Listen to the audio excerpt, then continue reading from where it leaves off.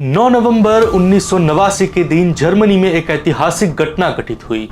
इसी दिन बर्लिन की दीवार को गिरा दिया गया और जर्मनी एक हो गया। इस क्षण को याद करते हुए पीएम मोदी सुप्रीम कोर्ट द्वारा राम जन्मभूमि के विवाद पर दिए चुकादे को लेकर बोले। 9 नवंबर ही वो तारीख थी जब बर्लिन की दीवार गिरी थी। दो विपरीत धाराओं ने एकजुट होकर नया संकल्प लिया था। आज 9 नवंबर को अयोध्या पर फैसले के साथ ही 9 नवंबर की ये तारीख हमें साथ रहकर आगे बढ़ने की सीख भी दे रही है। आज के दिन का संदेश जोड़ने का है, जुड़ने का है और मिलकर जीने का है। सुप्रीम कोर्ट ने अयोध्या भूमि विवाद मामले में ऐतिहासिक फैसला सुनाया था, जहां सुप्रीम कोर्ट के मुख्य न्यायाधीश रंजन गोगोई की अगुवाई वाली 5 न्यायाधीशों की पीठ ने सर्वसम्मति से फैसला पढ़ा और राम जन्मभूमि के पक्ष में फैसला सुनाया और कहा कि विवादित स्थल पर राम मंदिर होगा और मुसलमानों को उनके मस्जिद के लिए वैकल्पिक 5 एकड़ जमीन दी जाएगी। लेकिन इस फैसले को आने में कई दशक लग गए, जहां रामलला के मंदिर को लेकर हिंदुओं ने एक लंबी लड़ाई लड़ी। जहां आज उसी कानूनी लड़ाई की बात हम इस वीडियो में करने वाले हैं, जहां इतिहास से लेकर अब तक हुई घटनाएं आपको इस वीडियो में जानने को मिलेगी। तो वीडियो अंत तक जरूर देखें। तो चलिए समय ना गवाते हुए शुरू करते हैं कहानी राम मंदिर की। तो कहानी शुरू होती है बाबरी मस्जिद से, जहां हिंदुओं के वर्गों के बीच यह विश्वास था कि बाबरी मस्जिद, जिसका नाम मुगल सम्राट बाबर के नाम पर रखा गया था, जिसका निर्माण अयोध्या में राम मंदिर को नष्ट करने के बाद किया गया, जो भगवान राम का जन्म स्थान भी था।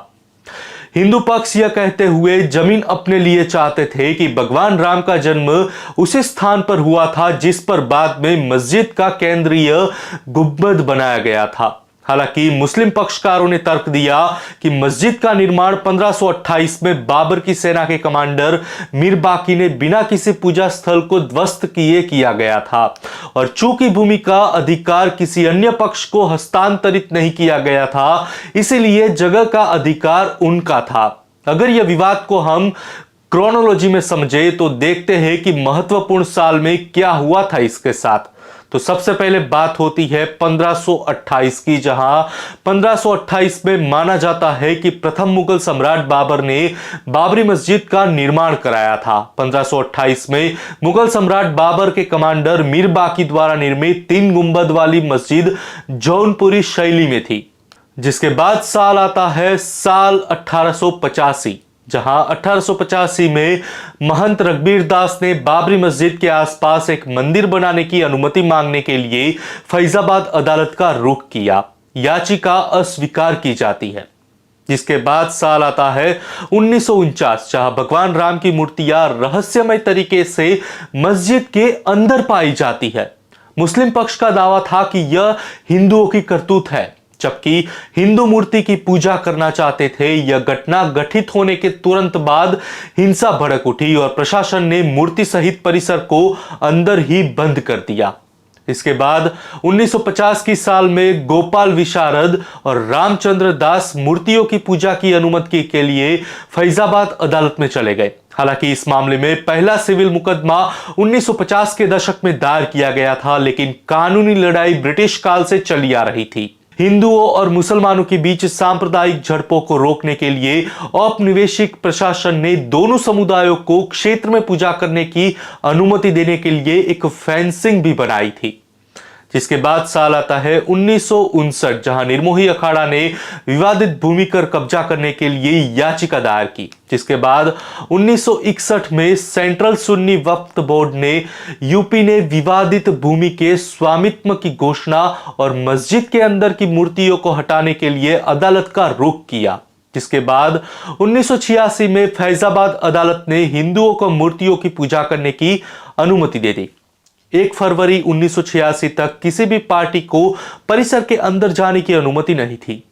जब फैजाबाद जिला प्रशासन ने हिंदुओं को अकेले दर्शन करने की अनुमति दी, उन्हें कोई अन्य अनुष्ठान करने की अनुमति नहीं थी।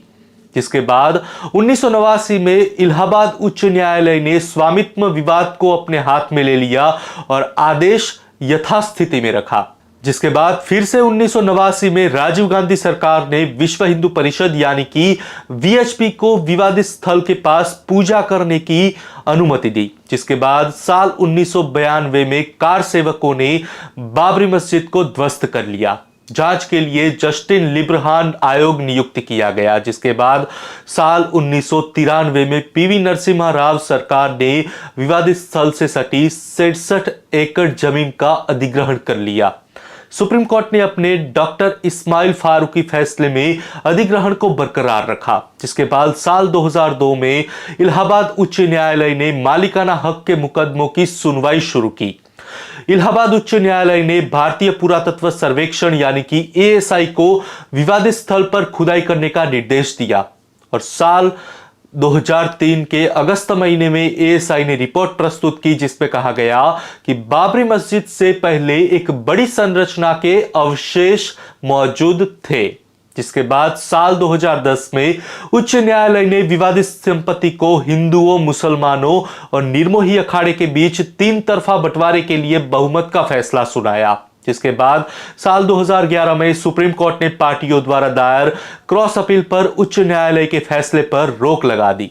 इसके बाद साल 2019 जहां भारत के मुख्य न्यायाधीश रंजन गोगोई के नेतृत्व में 5 न्यायाधीशों की एक संविधान पीठ ने स्वामित्व अपील पर सुनवाई फिर से शुरू की, लेकिन पहले मध्यस्थता का सुझाव दिया गया। जिसके बाद उसी साल में सुप्रीम कोर्ट के पूर्व न्यायाधीश जस्टिस FMI कलीफुल्ला की अगुवाई वाली मध्यस्थता समिति आम सहमति बनाने में विफल रही और अदालत की सुनवाई शुरू हुई। हालांकि अगर बात की जाए इलाहाबाद हाई कोर्ट के फैसले की, तो राम जन्मभूमि बाबरी मस्जिद भूमि स्वामित्व मामले पर इलाहाबाद उच्च न्यायालय का फैसला 3 न्यायाधीशों की पीठ द्वारा पारित किया गया। 2/1 के बहुमत के फैसले के साथ सुनाए गए फैसले में कहा गया कि अयोध्या में स्थित 2.77 एकड़ भूमि को 3 तरफा विभाजन में विभाजित किया जाएगा। 1/3 सुन्नी वक्फ बोर्ड के लिए, 1/3 निर्मोही अखाड़े के लिए और 1/3 हिंदू महासभा द्वारा प्रतिनिधित्व करने वाले रामलला के लिए तीसरा हिस्सा। फैसले के अनुसार 3 गुंबद वाली संरचना का केंद्रीय गुंबद, जहां अस्थायी मूर्ति रखी गई थी, जो हिंदुओं की आस्था और विश्वास के अनुसार भगवान राम का जन्म स्थान था और इसलिए इसे हिंदुओं को आवंटित किया गया था। निर्मोही अखाड़ा, जो कि एक धार्मिक संप्रदाय है जो राम मंदिर के निर्माण की मांग कर रहा था और परिसर के पूर्ण प्रबंधन अधिकार चाहता था, जिसको बाहरी प्रांगण में स्थित राम चबूतरा, भंडार और सीता रसोई संरचनाएं आवंटित की गई। मुस्लिम पक्ष ने बाबरी मस्जिद के जीर्णोद्धार के लिए दिशा निर्देश मांगे थे, जैसा कि 1992 में ध्वस्त होने से पहले था। उन्हें आंतरिक और बाहरी आंगन दोनों से 1/3 के हिस्से के बराबर शेष क्षेत्र आवंटित किया गया था। आदेश में यह भी स्पष्ट किया गया था कि तीनों पक्षों को 1/3 हिस्सा आवंटित किया गया है। हालांकि यदि सटीक हिस्से आवंटित करते समय शेर में कुछ मामूली ऊंच नीच किया जाना है तो वह किया जाएगा और प्रतिकूल रूप से प्रभावित पक्ष को आवंटित करके मुआवजा दिया जा सकता है। निकटवर्ती भूमि का कुछ भाग जिसे केंद्र सरकार ने अधिग्रहित कर दिया है। 2.77 एकड़ विवादित भूमि में राम चबूतरा और सीता रसोई दोनों बाबरी मस्जिद ढांचे के आंतरिक प्रांगण के बाहर है। सीता की रसोई एक मंदिर है जो देवी सीता की शाही रसोई बन गई थी। रामलला की मूर्ति उस स्थान पर रखी गई थी जहां कभी बाबरी मस्जिद का गुंबज था। मुसलमानों ने मस्जिद के अंदर नमाज पढ़ी, जबकि हिंदुओं ने मस्जिद परिसर के भीतर बने मंच राम चबूतरे पर प्रार्थना की। लेकिन बाद में आए सुप्रीम कोर्ट के फैसले की बात करें तो अयोध्या मामले में सुप्रीम कोर्ट ने इसे ऐतिहासिक मुद्दे पर फैसला देते हुए कहा था, जिसमें बात की जाए तो नंबर 1 जो फैसला इलाहाबाद हाई कोर्ट ने किया था, जिससे निर्मोही अखाड़ा, सुन्नी सेंट्रल वक्फ बोर्ड और रामलला के बीच में तीनों हिस्से किए गए, वो खारिज कर दिया। सुप्रीम कोर्ट ने कहा कि इस फैसले ने शांति और शांति की स्थायी भावना को सुरक्षित नहीं किया है। जिसके बाद नंबर 2 कोर्ट ने कहा कि हिंदुओं की आस्था है कि भगवान राम का जन्म विवादित स्थल पर हुआ था जहां कभी बाबरी मस्जिद थी। इस पर विवाद नहीं किया जा सकता और अदालत ने माना कि हिंदुओं की इस आस्था का समर्थन करने के लिए मौखिक और दस्तावेजी दोनों सबूत है कि जन्मस्थान वही स्थित था जहां बाबरी मस्जिद का निर्माण किया गया था। अदालत ने कहा कि 1857 में अंग्रेजों द्वारा अवध पर कब्जा करने से पहले भी हिंदुओं द्वारा व्यापक पूजा अर्चना किए जाने के सबूत है, खासकर बाहरी प्रांगण में जहां राम चबूतरा और सीता रसोई स्थित है। हिंदू पार्टियों के लिए पक्ष में जो बात बोली गई वह बहुत पहले से ही हिंदू तीर्थयात्रियों द्वारा पूजा की व्यापकता प्रतीत होती है, जबकि नमाज अदा करने की परंपरा केवल 1856 से लेकर 1857 के आसपास से स्थापित की गई है। नंबर 3, सुप्रीम कोर्ट ने यह भी कहा कि 1992 में 16वीं सदी की बाबरी मस्जिद का विध्वंस कानून का उल्लंघन था, लेकिन अपना फैसला पढ़ते हुए सुप्रीम कोर्ट ने कहा कि यूपी सुन्नी सेंट्रल वक्फ बोर्ड अयोध्या विवाद मामले में अपना मामला साबित करने में नाकाम रहा है और हिंदुओं ने अपना मामला साबित कर दिया है कि विवादित स्थल के बाहरी प्रांगण पर उनका कब्जा था। अयोध्या मामले में फैसला सुनाने वाले 5 न्यायाधीशों की संविधान पीठ ने कहा कि मुसलमानों ने विवादित भूमि पर कभी कब्जा नहीं खोया, लेकिन वे प्रतिकूल कब्जे के अधिकार का दावा नहीं कर सकते। इस दलील को अब सुप्रीम कोर्ट ने खारिज कर दिया है।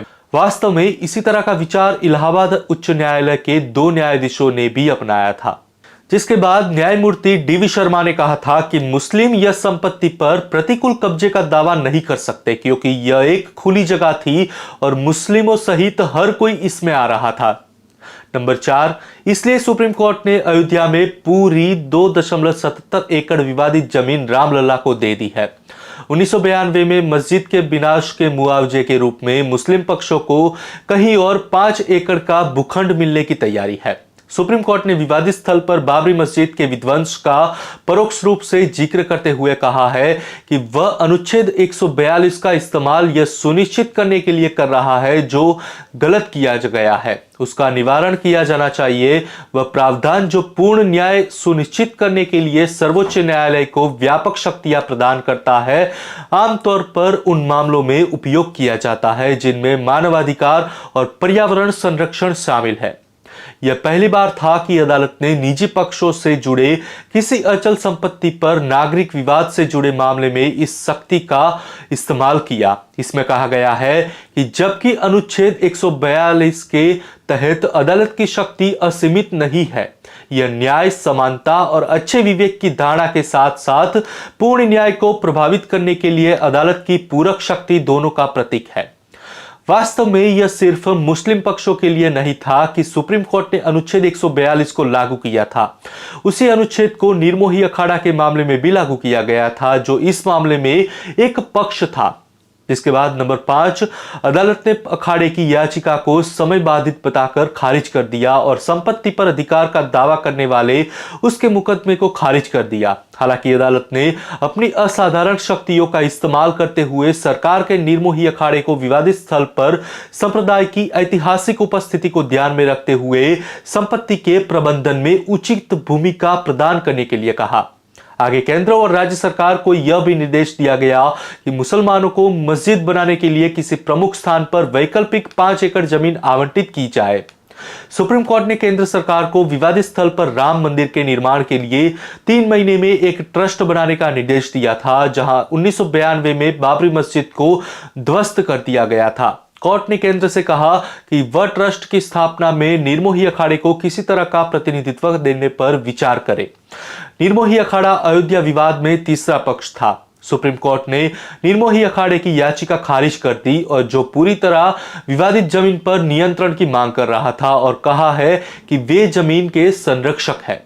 न्यायाधीशों ने घोषणा की कि 6 दिसंबर 1992 को 16वीं सदी की बाबरी मस्जिद का विध्वंस कानून के शासन का घोर उल्लंघन और सार्वजनिक पूजा स्थल को नष्ट करने का एक सोचा समझा कृत्य था। बेंच ने कहा, मुसलमानों को गलत तरीके से उस मस्जिद से वंचित किया गया है जिसका निर्माण 450 साल पहले किया गया था।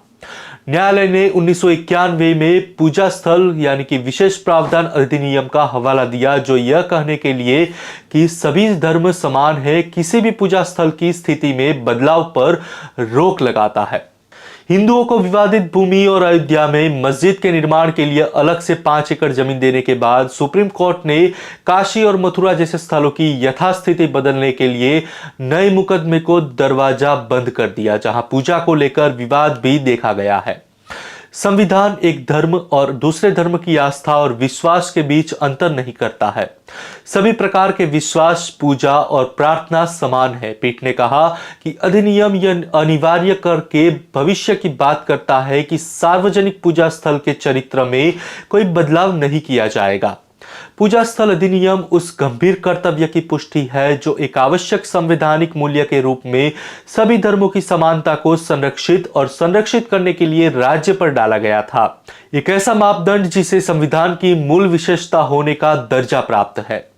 सुप्रीम कोर्ट ने सरकार को संबोधित किया था। भारत के मुख्य न्यायाधीश रंजन गोगोई ने कहा कि कानून को राजनीतिक विचारों, धर्म और मान्यताओं से अलग होना चाहिए। इस फैसले को कानून के शासन पर आस्था की जीत के लिए याद किया जाएगा, क्योंकि सुप्रीम कोर्ट ने संपत्ति विवाद का फैसला करते समय भी धार्मिक मान्यताओं पर विचार किया था और यह मानने के बावजूद कि आस्था मालिकाना हक नहीं दे सकती, फिर भी वह इस आधार पर उपासकों को संपत्ति देने के लिए आगे बढ़ा। तथ्य यह है कि एक कठोर न्यायिक प्रक्रिया के माध्यम से देश की सर्वोच्च अदालत द्वारा एक स्पष्ट फैसला सुनाया गया है, जो परिणाम की वैधता को बढ़ाता है, जो अन्यथा मुश्किल होता अगर यह कानून या मध्यस्थता के माध्यम से आता। आने वाले समय में और भारत की जनसांख्यिकीय और सांस्कृतिक जटिलता को देखते हुए यह निर्णय एक अमूल्य कानूनी ग्रंथ साबित हो सकता है, जो न्याय को कायम रखता है और जटिल और भावनात्मक मामले में निष्पक्ष उपचार प्रदान करता है। तो आज के लिए बस इतना ही। हम आशा करते हैं आज का यह वीडियो आपको जरूर पसंद आया होगा। तो वीडियो को लाइक और कमेंट करें और ज्यादा से ज्यादा लोगों को शेयर करें और चैनल को सब्सक्राइब करना ना भूलें, जिसके कि आगे आने वाले वीडियोस की जानकारी आपको मिलती रहे। तो इसी के साथ मिलते हैं अगली वीडियो में आपके अपने यूट्यूब चैनल में, जिसका नाम है know with Nishit, empowering minds, unveiling truth. नमस्कार, जय हिंद, जय मां भारती।